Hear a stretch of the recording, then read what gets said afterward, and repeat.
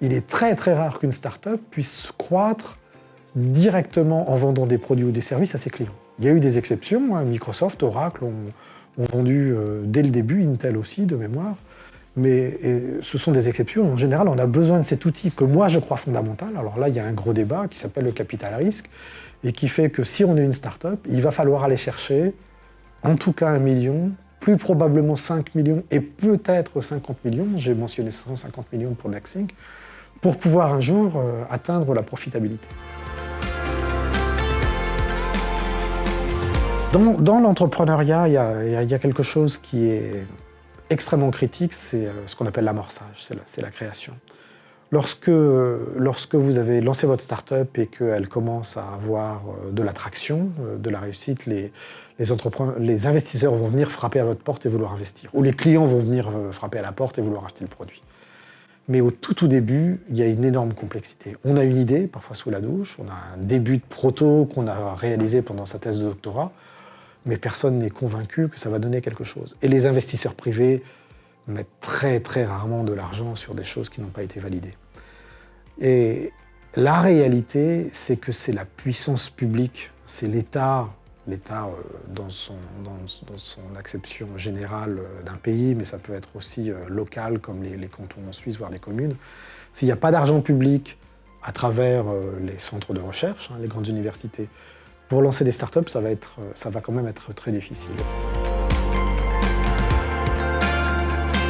Je pense qu'on peut trouver jusqu'à 1 million de francs suisses d'argent qui permettent de lancer le projet. Un Innogrand, c'est 100 000 francs, Venture Kick, c'est 150 000 francs, Bridge, c'est 130 000 francs. Une compétition de business plan, ça peut être 50 100 000 francs. Si on fait la somme de tout ça, on arrive à peu près à 1 million. Donc on peut se donner du temps, 1 an, 2 ans.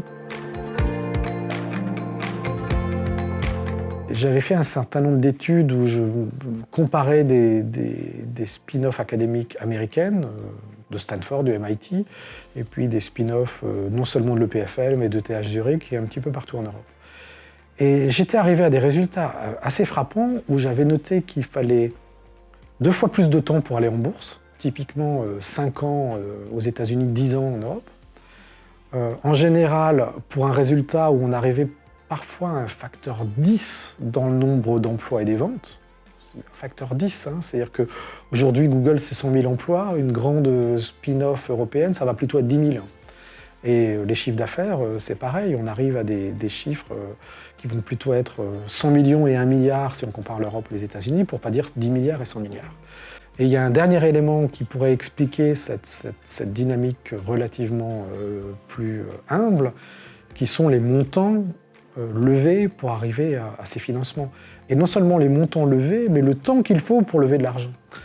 Un accélérateur comme Y Combinator, qui est un programme qui dure 3-4 mois aux États-Unis, en tout cas la légende urbaine, la rumeur, mais je crois qu'elle correspond à la réalité, c'est que vous allez au Demo Day de Y Combinator à la fin de votre programme de 3-4 mois, et vous levez dans les 15 jours les 500 000 $ qu'il vous faut de seed money pour convaincre un investisseur à une valorisation où vous n'allez pas lâcher beaucoup plus que 10% de votre financement, donc une valorisation qui va être à 5 millions après 4 mois de programme.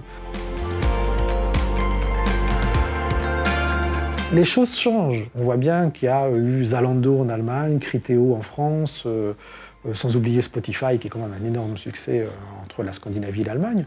Mais ce sont des exemples relativement rares alors qu'on parle de centaines, pour ne pas dire de milliers de start-up américaines dans la Silicon Valley, à Boston ou ailleurs. Donc il y a une dynamique de croissance, de valorisation, d'acceptation par les investisseurs de chiffres qui peuvent paraître aberrants pour certains. Les gens vont dire mais ce sont des bulles, les valorisations d'Uber et d'Airbnb n'ont peut-être aucun sens. Mais en fait, ça correspond aussi au fait que c'est des gens aux États-Unis qui ont eux-mêmes connu ces situations, qui sont à l'aise avec elles, qui savent que la probabilité d'échec est très élevée, mais qui ont conscience que c'est sans doute le seul moyen de garder, en plus motiver des entrepreneurs qui vont, n'étant pas trop dilués dès le début de leur aventure, vont être très motivés à aller encore plus vite et à prendre peut-être parfois trop de risques, mais en tout cas plus de risques.